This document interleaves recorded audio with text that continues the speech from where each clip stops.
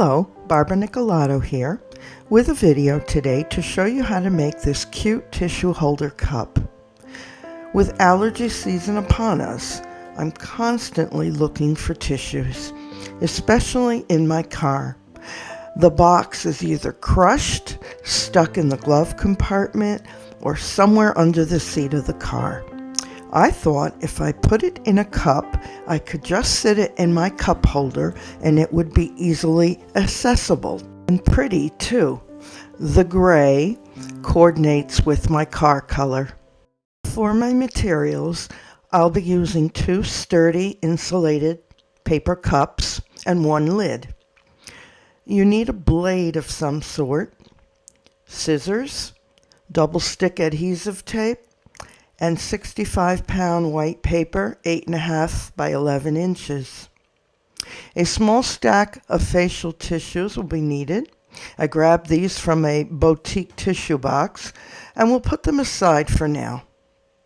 I've chosen the following Lavinia stamps for my florals: 387 meadowgrass, 197 fieldgrass, 002 bluebells, 093 lavender, and 689 garden poppy.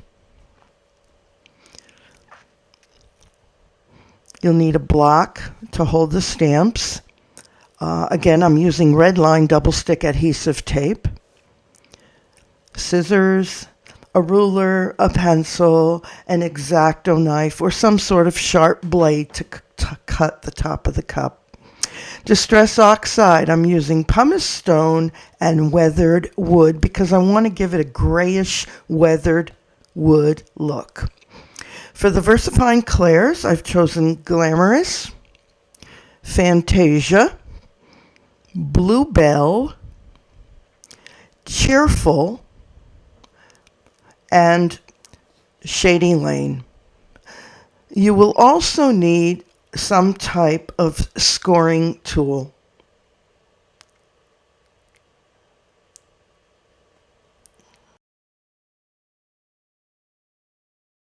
To begin this project, I'm going to take one of the 2 cups and cut it open, as I'll be using it for a template.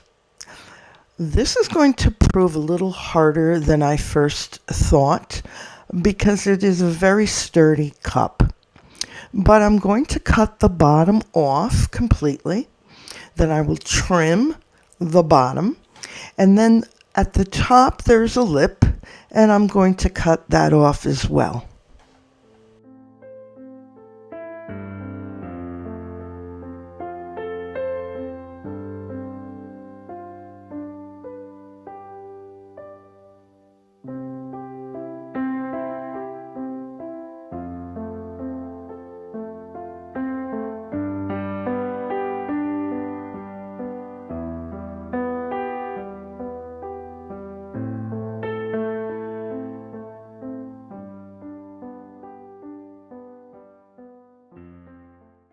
Now I'm going to place the template onto the cardstock, and it's important to position it so that you can make an extra inch length on the end.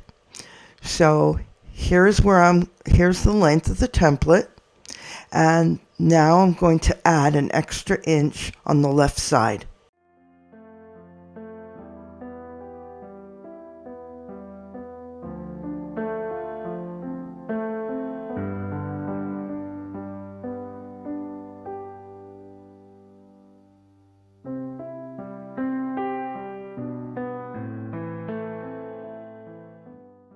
So what I'm doing is I'm extending the length of the cup by 1 inch, and then I'm going to erase the original end line.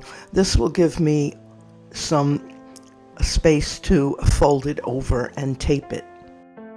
Once you've finished your cutting, place the paper around the cup to make sure that it fits well. And if it has to be trimmed at all, now would be the time to do that.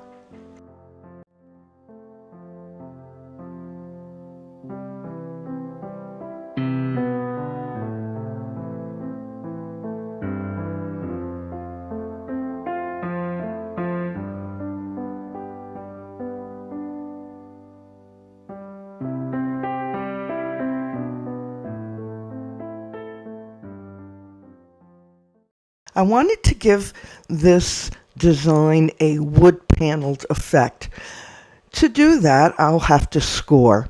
So along the longer strip, which is going to be at the top part of the cup, I put little tick marks every ½ inch. Along the shorter side of the cardstock, which will be the bottom of the cup, I made tick lines every 3/8 of an inch. Now I'm going to bring them to my score tool and score between those lines. Of course, this is a totally optional step, but I just thought that flowers against a wooden fence is a very pretty look.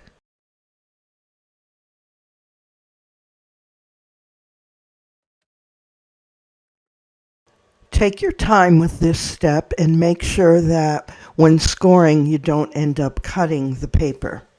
This process took me about 3 minutes, but I'm going to speed it up right now.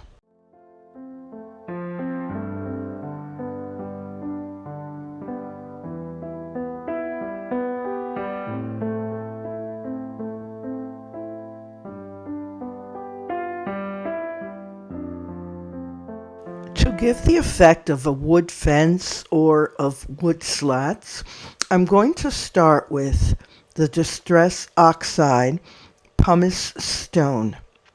Using very light pressure, I'm going to vertically bring it down across the paper. The score marks that I had just previously made are going to be prominent now after the ink is applied. After I apply the pumice stone, I'm going to apply some weathered wood, which is a bluish gray tone. Continue in this manner until you're pleased with your results.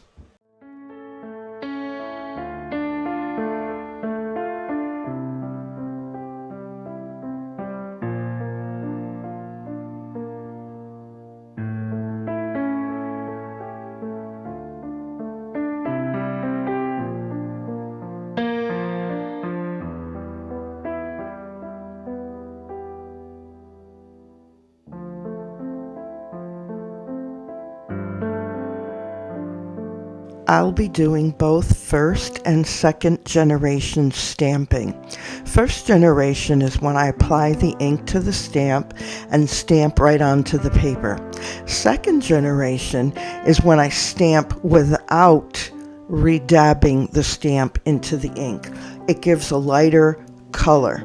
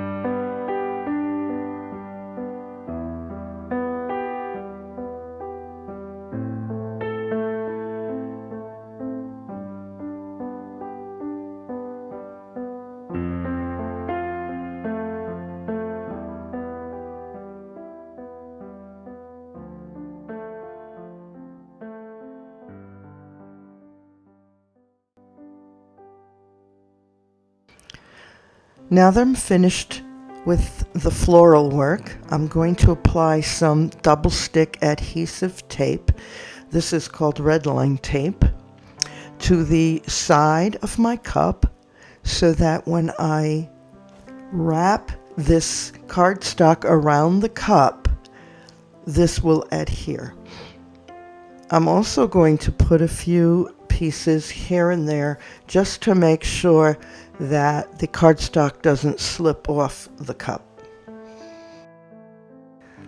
This double stick adhesive tape should be burnished down with a bone folder before you try to peel the top plastic off of it.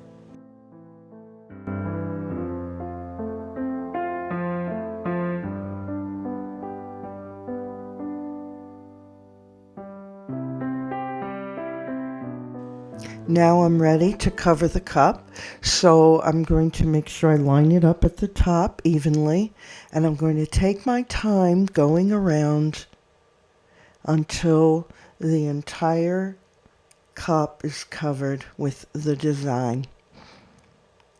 Here's where it's going to overlap, and I'm pressing down on that tape.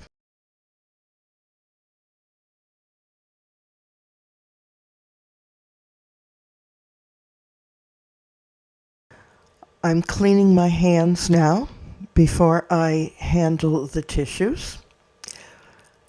And then I'm going to take that small stack of tissues that I had set aside before, and I'm going to cut the stack in half. The tissues are folded, one overlapping inside the other one. By doing this, it allows for one tissue to be pulled out, and it allows the next tissue to pop up to be ready for the next time it's needed. So I'm finding which way the little overlapping zigzag goes, and there I have everything in place. To prepare the top, I'm going to take my knife, X-Acto knife, and I'm going to cut along the curve that's already there. And if your cup top doesn't have that, you can decide where you want to put it, a curve, an oval, whatever. At this point, I want to put the tissues into the cup, and the best way to do that is to roll them a little bit so that they form sort of a cylinder, and the inside one is going to be pulled up. You're going to be pulling from the inside. Once that's in place, I'm going to put the lid on the cup and pass that first tissue through the hole. Having done all that, it's going to be very easy to have a continuous flow of tissues when you take them out. It's convenient, it's going to be right there within reach in your car, and it's going to look really cute. If you've enjoyed this video, please give us a thumbs up. Please see below the video for a complete list of supplies and visit us at Bello's for most of your crafting needs. If you haven't already, won't you please join our 2 Facebook groups so you can share your creations and find inspiration. Have a happy crafting day.